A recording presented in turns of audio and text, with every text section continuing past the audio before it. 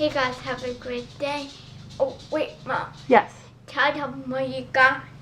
So we have a stray cat that has wandered into our home, looked for owners, and now it's ours. And Sasha named her Tinkerbell. Yep, that's mine. Hey guys, so today I'm going to discuss household things that cause sensory issues for Sasha. If you're new to our channel, Sasha has something called sensory processing disorder, and it affects all of her senses in high levels and low levels, and the way she eats and touches things, and the way she does arts and crafts, and the way she basically incorporates every little skill into her daily living.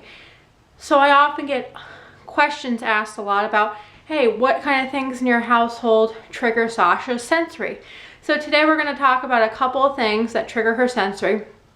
Right now, the time of season, there's a ton of things on the outside of the house that trigger her sensory. It seems like everybody in my neighborhood is either lawn mowing, leaf blowing, chainsawing, and those all are high components of sensory for Sasha due to noise level. She won't even go outside, and we got a pair of earmuffs to go over her ears, and I quickly put her in the car and the music up loud so she can't hear it and we leave.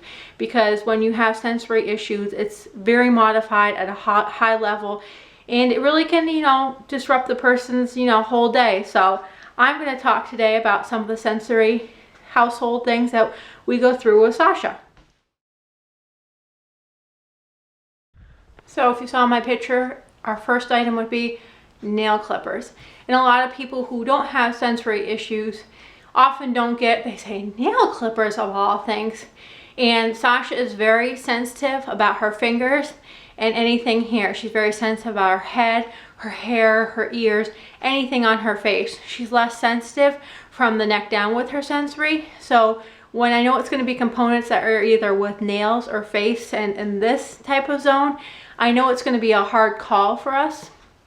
So nail clippers are a major issue for us. I have to do a lot of putting on music, a lot of calming down, hand massages beforehand. Sasha acts like you are murdering her when you go and clip her nails. I've gotten special nail clippers. We still stick to the tiny ones so the big ones don't take too much off. It probably takes us about a good 20 minutes to clip 2 hands worth of nails.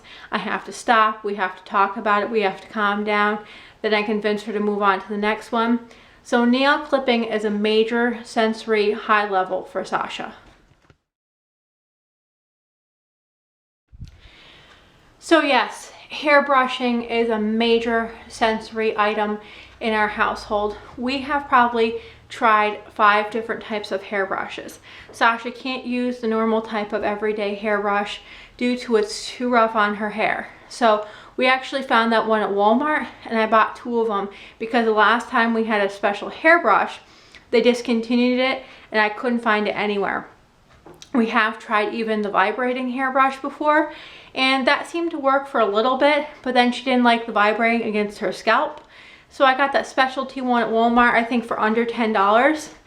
Hairbrushing is another major sensory component for Sasha. It is touching her hair. So in the morning, that probably takes us about 10 to 15 minutes just to brush, just to get some knots out. We use a special spray, we use the brush, and I'm letting her brush and her feeling it. She can be in meltdown mode, she can be in tears. So we've had a lot of sensory issues with hair. So yes, our next item up of household sensory issues we have with Sasha is toothpaste and toothbrushes. I feel like this has been my biggest battle yet to conquer with Sasha and her sensory needs. You or I, even my son, just like, buy me whatever kind of toothpaste, toothbrush, it all works for me.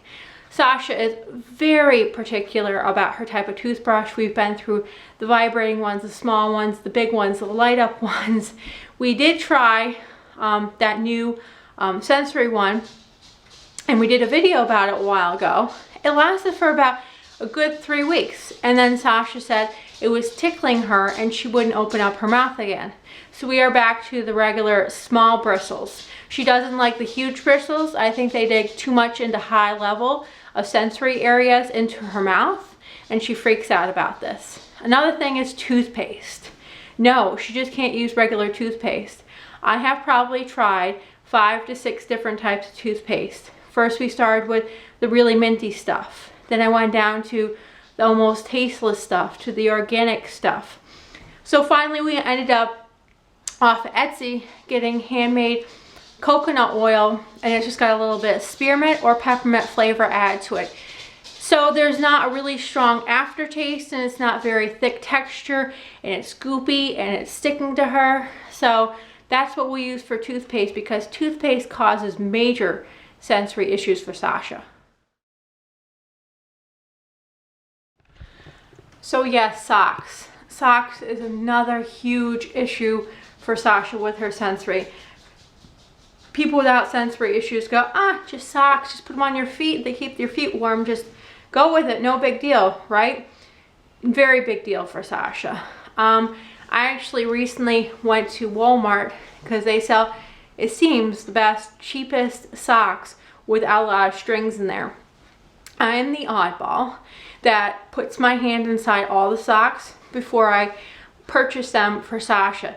Due to if they have strings inside and I can feel strings with my fingers, Sasha won't even put that sock halfway on her feet, due to if the strings with her sensory are touching her toes, she will throw that sock right out. She won't even give it a chance. I've also found lately that it's a little more expensive to go this way. Handmade socks I've gotten from a couple local great craft fairs this year have been absolutely wonderful. They are kind of thicker for summertime, but for winter, the yarn is super soft. There's no strings on the inside. So socks can be a huge battle for us. What are you doing? Just snuggling? Yeah. Hanging out? All right. Yeah, I think that cat really likes you. Yeah, I think so. Tell them this is my surprise. I think she's smiling. I think so too. What's going on? I think about words just ran together. So Sasha named her new cat Tinkerbell. Exactly. And she voted today. I hope everybody voted. Yep. And this is Tinkerbell. She went from being homeless to now she sleeps under the covers and leads a luxurious life. Now, she needs no home. She needs a home. Do you think this is a good home for her? Yeah, I think so too. You would like to snuggle with her? Yeah.